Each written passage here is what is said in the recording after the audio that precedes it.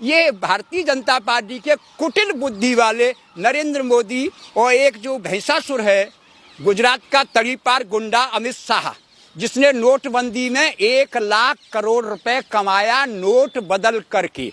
बहुत बड़ा शातिर बदमाश है अमित शाह, बहुत बड़ा क्रिमिनल है और गुंडा। इस देश का गृह मंत्री अमित शाह है, तो फिर जो है लॉरेंस बिश्नोई क्या कर रहा है? तो अमित शाह ने क्या, अमित शाह के और लॉरेंस बिश्नोई के कुछ रिश्ते हैं क्या?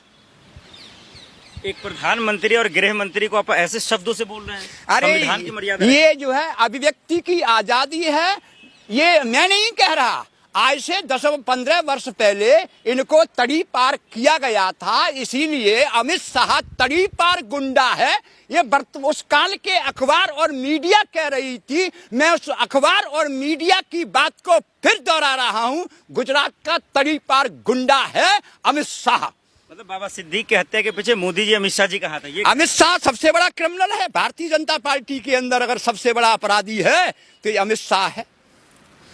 लेकिन मुंबई पुलिस पे भी तो सवाल उठ रहे हैं। अरे कहां की पुलिस? नौकरशाही इस देश की जनता को लूट रही है। किस पुलिस की बात कर रही हो? इस समय देश की स्थिति ये है कि एक ही उल्लू काफी था बर्बाद गुलिस्ता करने को। हर साथ पर उल्लू बैठा है, अंजाम गुलिस्ता क्या होगा? ये नरेंद्र मोदी उल्लू है। भारत का प्रधानमंत्री नरेंद्र मोदी उल्लू है। और बोलूं तो क्या बोलूं, भारतीय जनता पार्टी की जो टैक्स नीति है, जो कर प्रणाली है, जो जीएसटी है, अन्य भारतीय जनता पार्टी नरेंद्र मोदी की सरकार हजारों प्रकार के टैक्स लगा करके जनता के खून पसीने की गाड़ी कमाई को चूस लेने वाला मोदी नामक मच्छर, जो जनता के खून पसीने की कमाई को नाना प्रकार के टैक्स लगा करके चूस रहा है, तो मोदी को मच्छर भी कहना कोई गलत नहीं होगा। मतलब आप ये कह रहे हैं कि बाबा सिद्दीक की हत्या इसलिए हुई क्योंकि महाराष्ट्र में चुनाव आने वाले हैं, तारीखों का ऐलान हो गया, सियासत की वजह? बिल्कुल सही है। कैसे? ये हिंदू वोट मुस्लिम वोट का ध्रुवीकरण।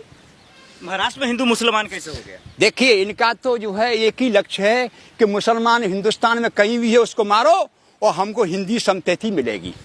नरेंद्र मोदी ने 2002 के समय पर जो है हजारों लोगों को मौत के घाट उतरवा दिया। नरेंद्र मोदी, मानव जाति का कातिल नरेंद्र मोदी, 2002 के समय पर नरेंद्र मोदी ने गुजरात के अंदर मानवीय कायाओं का विध्वंस किया था। नरेंद्र मोदी ने, नरेंद्र मोदी मानव जाति का दुश्मन है, राक्षस है, अंधकासुर है, ढोंगी है, मूर्खों का सम्राट है नरेंद्र मोदी।